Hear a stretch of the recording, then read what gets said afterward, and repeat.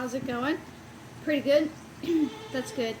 So, I need to make some, like, hand cream for myself because it's, like, sandpaper right now. But I want to make, like, a nighttime hand cream that's, like, super hydrating and stays in place. And I guess the only difference between, like, a nighttime hand cream and, like, a daytime hand cream, if we want to differentiate, is I'm going to make this thicker, something that will take longer to soak in, because during the day, you know, you're like washing your hands, you're touching things, so you put cream on and that's fine, but you also don't want something that feels like necessarily super heavy during the day, but at nighttime, you're just sleeping. Most of us are just sleeping.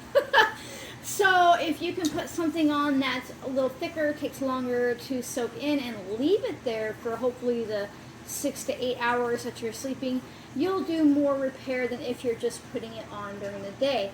But also, I don't want to walk down to the apothecary because there's like a foot and a half of snow on the ground. It's like 17 degrees out there. So we're going to make this a no mess method in a little half-pint jar, right? So what you're going to need is your half-pint jar and an oven. And then I'm going to use avocado oil as my base oil. I like avocado oil because it's like low in PUFAs, so it's not like damaging your skin as much. It's not causing as much oxidation on your skin. There's an eyelash in my eye. And it soaks in really well, but you could also use something like olive oil or even like coconut oil. But that would be, you want to like melt it before you measure it out so you have like an accurate amount of liquid you're working with. And then I'm going to use some castor oil. I happen to have like one of my old school bottles of comfrey infused castor oil, so I'm going to use that. Now you could use an herbal infused oil for this if you wanted to. I'm just going to use some avocado oil, and there is some comfrey infused into this. You can see how dark that is. So that'll have a lot of allotonin that will help our hands create new skin cells straight up. And then I'm going to add some tallow, and you'll need some beeswax. Okay, so this is pretty simple. Now you could use a double boiler for this if you want to, but I'm going to use my oven because, again, I don't really want to make a whole lot of a mess, and I don't want to trudge through the snow. So I'm going to take my half-pint jar here. Get it to open for me. Okay, half-pint jar. The first thing you're going to do is you need 1/3 cup. 1/3 cup beeswax. And I want you to put your wax in first, because if you don't put your wax in first, you will end up not being able to fit it in there, and it's just kind of harder, floats on the top. You'll end up, you know, just messing around and finding out. So wax first, because it just makes it easier to put everything else in there, and then you don't overfill, right? And then I'm going to do 1/2 cup of avocado oil. Let me see if I can manage to measure that out. Okay, there's 1/2 cup. Now, you're going to notice as I'm filling this that my jar doesn't seem as full as it could be, and that's important. Because when beeswax melts, it turns into a liquid and the volume expands. But also, did you know that when oil gets hot, regardless of the type, it expands? So you don't want to fill your jar to the max. You don't want to be like, oh, I've got a little bit of space in there, I'll add, you know, more. Don't do that, don't do that. So now I'm going to put in 2 tablespoons of castor oil. It is really easy to overdo it on castor oil. My husband calls it the devil's oil because back in the day when we were making all kinds of stuff like in big amounts for the shop, castor oil, it's messy no matter what you do. Even if you have gloves on, even if you have a machine, you end up covered in like this fine suffocating sheen of oil. And so he was just like, this is like the devil, it's all over me. And so you really only need a little bit, so about 2 tablespoons will do, and that will help soak in and really help repair that skin. And now I already got it kind of cut here. I've got about 2 tablespoons-ish of grass-fed tallow, right? This stuff is a little older. I need to use it up. It's not bad. I would still cook with it. Once it starts to lose its yellow, I'm like, I'm just going to use that for cosmetic purposes. Now you'll see that my jar has, you know, what is that, inch? Somebody want to pull out a ruler for me? That about an inch of headspace there, and that will probably be filled up once all of this goes. And so what I'm going to do now is I'm going to put my lid on, and I'm going to put my lid on relatively tight.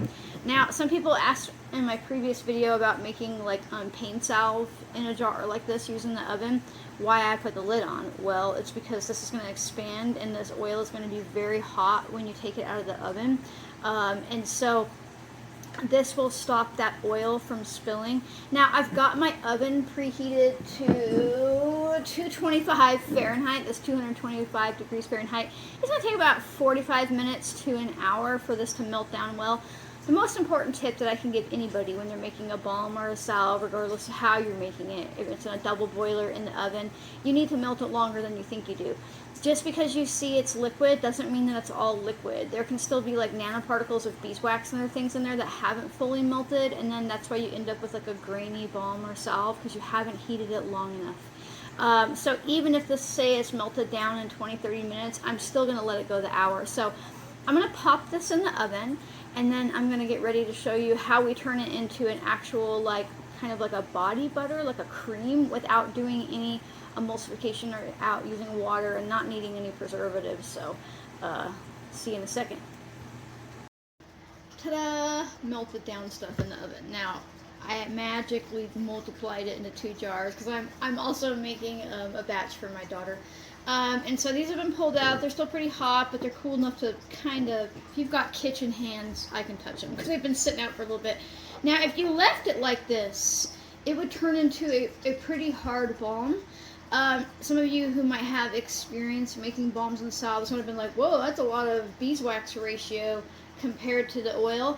But I did that for a reason, because I'm going to turn this into basically like the body butter cream that I talked about.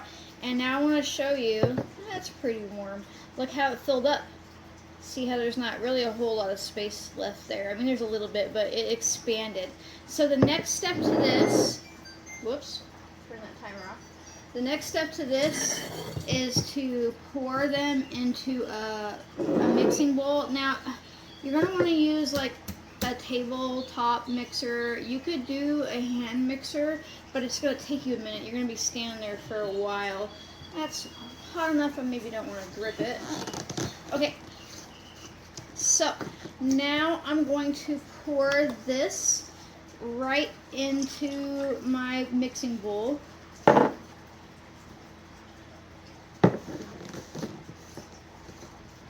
And I'm just going to use these same jars to put it right back into. Okay.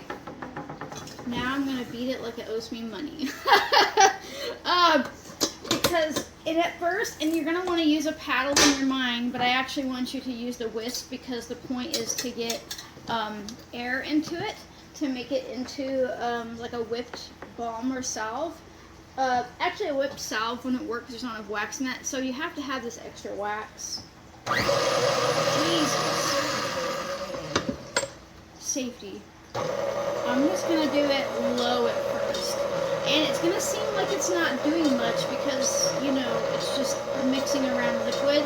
But as it cools, it's not going to let it go into a solid mass. And then when it's safer, when it's more solidified, I can turn it way up. And what will happen is it'll get it really airy, and just give me like 20-30 minutes and I'll show you. Alright, it's only actually been like 10 seconds.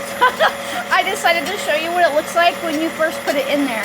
And you're going to feel like this is pointless, and it's going to seem like there's just no reason to doing this. But you want to be mixing it the whole time. Do not let it cool down and then try to mix it, because that is a whole nother beast.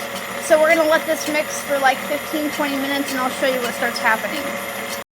Okay, this is it after about 15 minutes, and you can see that instead of turning into like a solid balm, that it looks more cream-like, and I've scraped down the sides, and now I'm going to really turn this up to get some oxygen in it, and it's still warm. If I left this, it would go solid. So I'm going to do like another 15 minutes on a much higher speed, because I want to get the air knocked into it. Alright, we've got ourselves a little bit of a cream here. Now, it's not cream in the sense that there's no water in it, but it is a very creamy texture, right?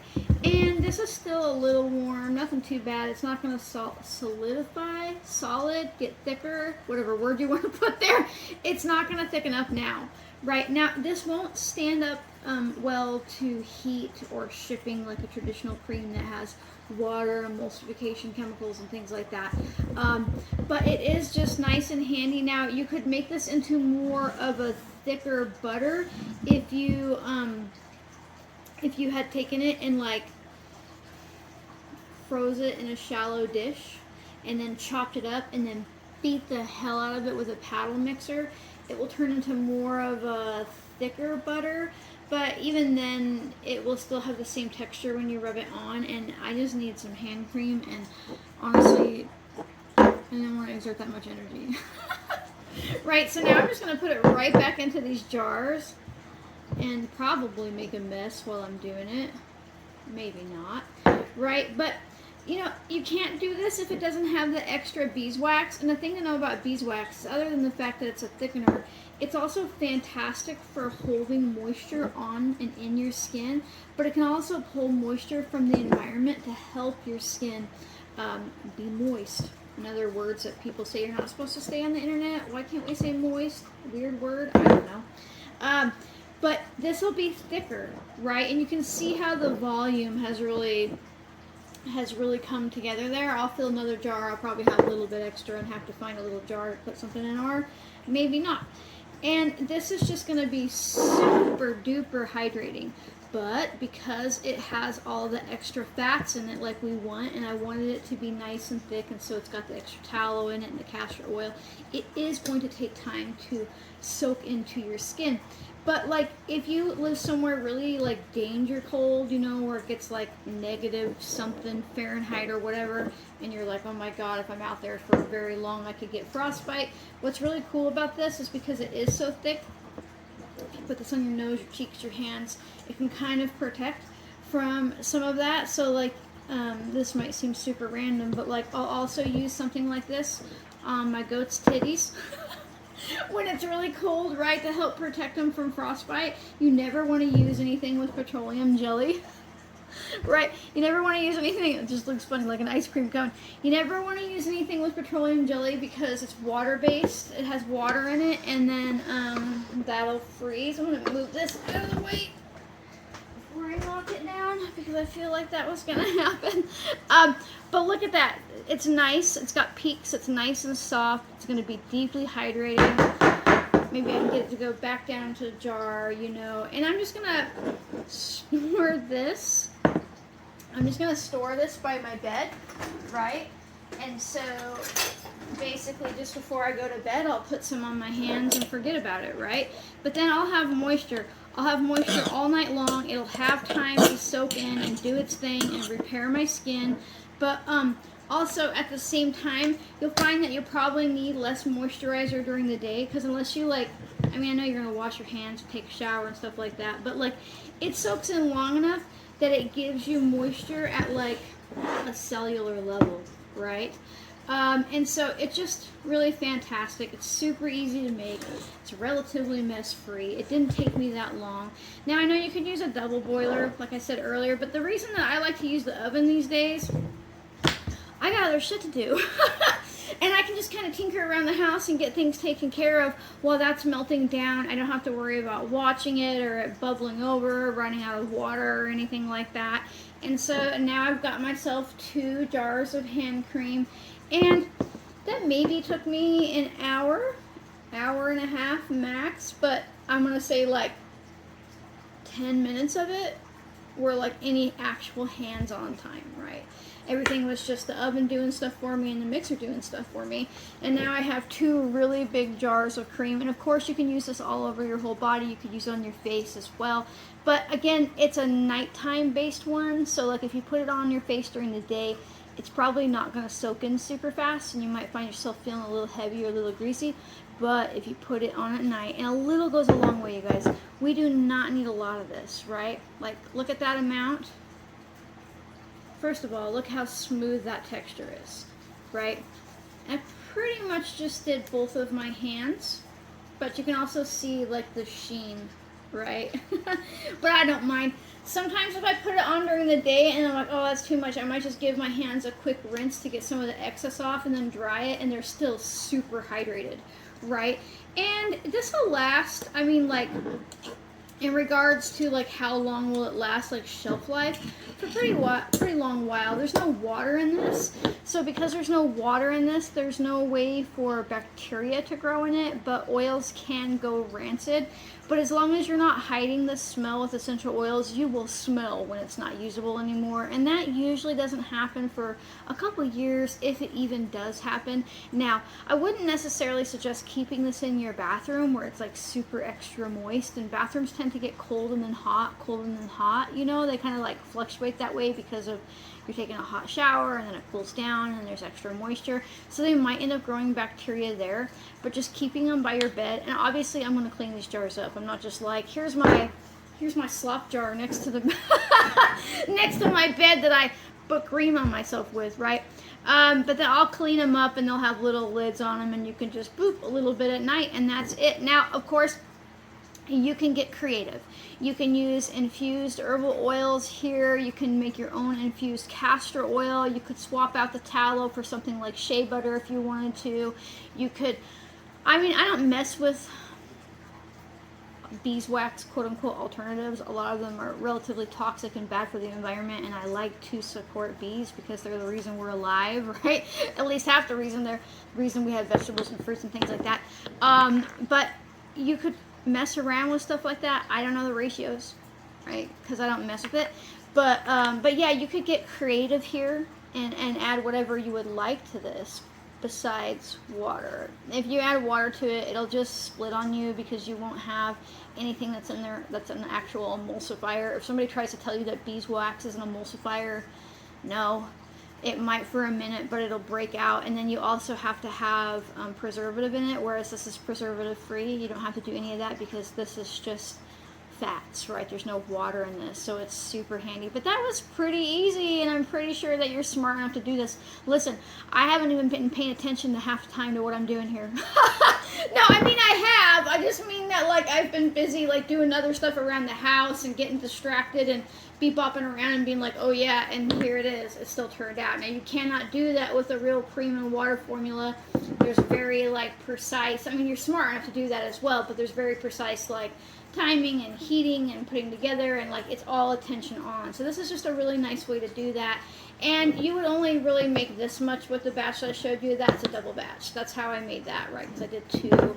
But yeah, get in your kitchen, get curious about what you can make, and also like somebody would charge you like, I don't know, like $80 for a jar of this, and I don't know, I'm maybe, if I'm being generous, I'm maybe $10 in, and maybe 10 on a really expensive day, and I'm counting the cost of the jar and the electricity. It maybe cost me $10 to make both of these jars if I was buying like small amounts of ingredients for it, right? I mean, but usually when you buy ingredients for stuff, you're not just using it the one time. So like every time, let's say you buy a jug of castor oil and you use it, and then you use it again and again and again, like the cost of the thing gets spread out, right? See? So anyhow, you can do this. You're smart enough to get in here and to make yourself some hand cream for nighttime if you've got sandpaper hands like I have lately, and anything like that. You just have to get curious and trust that you can try it. Trust that you can try it. Even trust that you can make changes to this recipe and it'll be fine. Even if it doesn't work out the way you want it to, it's still fine because now you know what doesn't work. Right? And that's super powerful. Letting yourself fail is how you get better at things. And the fear of failure is what stops you from being good at things.